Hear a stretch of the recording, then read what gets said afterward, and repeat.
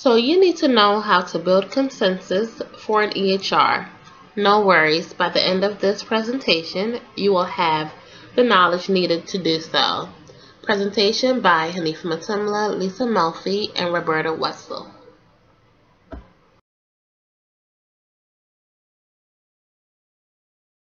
First, you will need to know what is an EHR.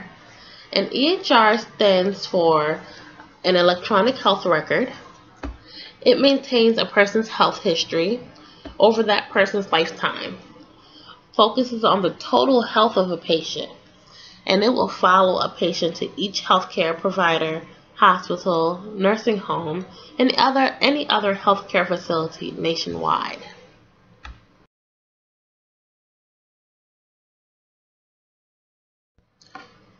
There are some pros and cons of an EHR.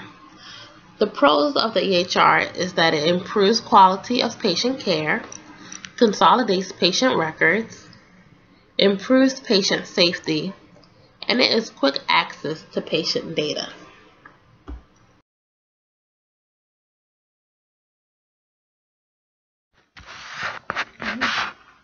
Cons of using an EHR include risk of privacy breach, potential for data loss, cost, and disrupt in workflow.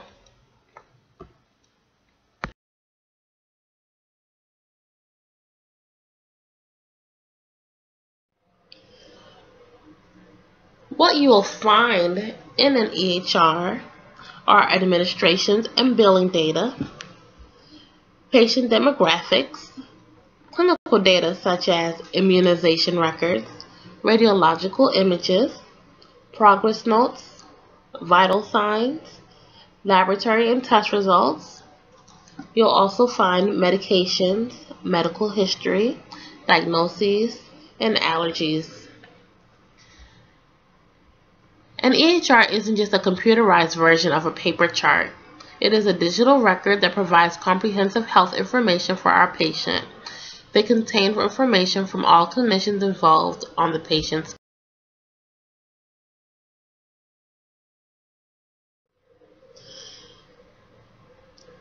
An EHR is used by each and every healthcare provider and organization nationwide. It centralizes the patient's health history in one location, assists clinicians in noticing trends in the patient's health status, and perhaps enhancing the care of the patient. It can be accessed by anyone that takes care of the patient, as well as the patient themselves. It allows for reminders of preventative screenings and tests to be delivered to the patient, and it also enhances communication between healthcare providers and the patient.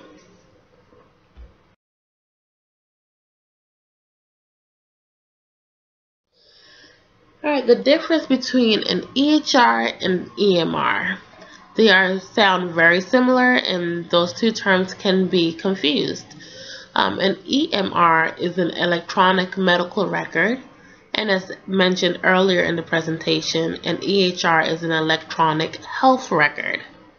They are essentially the same concept, that they are both electronic health records, but the main difference is that the electronic medical record stays within a single healthcare organization, and the electronic health record travels with each patient. The goal of an electronic health record is to have each clinician and organization's electronic medical record converted into the EHR.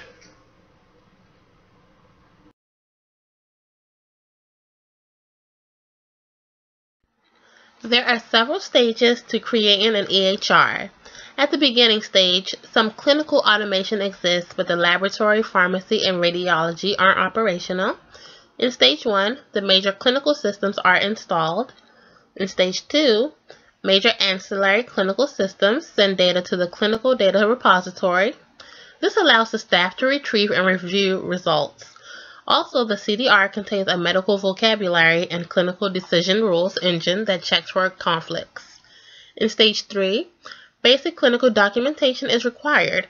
Basic clinical decision support is available. Stage 4, computerized provider order entry, and a second level of decision support for evidence-based practice are added. In Stage 5, one service has the closed-loop medications administrations process, where they implement barcode medication administration. Stage 6, at least one service area has full physician documentation, as well as third-level clinical decision support. And in Stage 7, you will be completely paperless.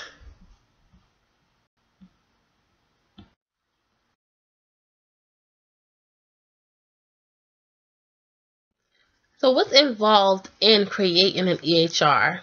First, you'll need to know how long it will take. Most EHR implementations will take 12 to 16 weeks from the initial idea to a finished working form. Much of the time is spent building the interface, ordering new hardware if necessary, analyzing practice patterns, and building training plans.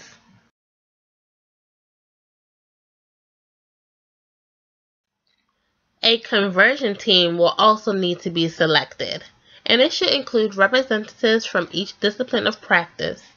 The IT department representative is vital and will be the champion of the entire conversion. The IT representative must understand the needs of the different practice groups in order to set up the system to properly convert the data to accommodate every practice. The following resources are essential ingredients of a good conversion team. They include a financial officer, informatics nurse, IT specialist, frontline staff familiar with workflow, risk management, patient registration, pharmacy, dietary, physicians, and any other non-clinical and clinical staff.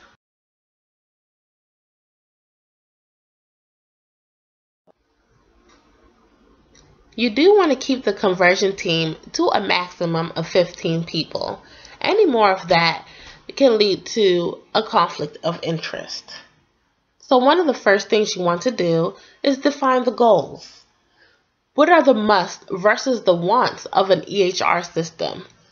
Who do you want the vendors to be? What do you expect from the vendors? The next thing you want to do is set the ground rules. Everyone should be able to express his or her opinion. If you feel emotions are running high, take a break and meet individually with the team members who are locking horns. Encourage reasoning. You don't want people to simply disagree. Ask questions that lead people through logical steps of if this, then that.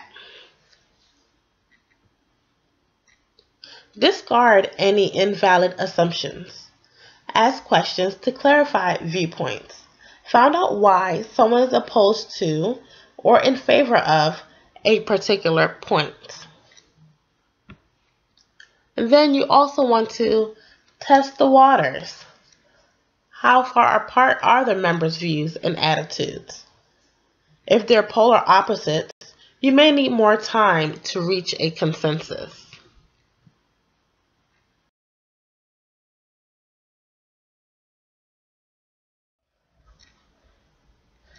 Also, at the round table, you do want to express the benefits of converting to an electronic health record system versus using the paper health record system. It is less likely for patient error to occur, resulting in improved patient safety.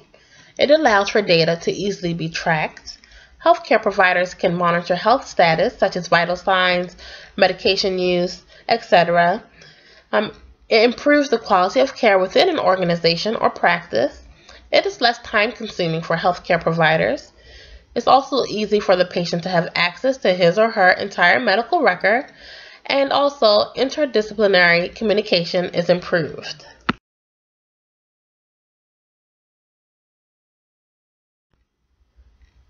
Launching the finished EHR will require the conversion team to consider the following: how to effectively train the staff for full implementation, modify staffing schedules during the transition. No new PTO or vacation requests will be approved during this time. and conduct quality checks at each step of the conversion to ensure accuracy and integrity.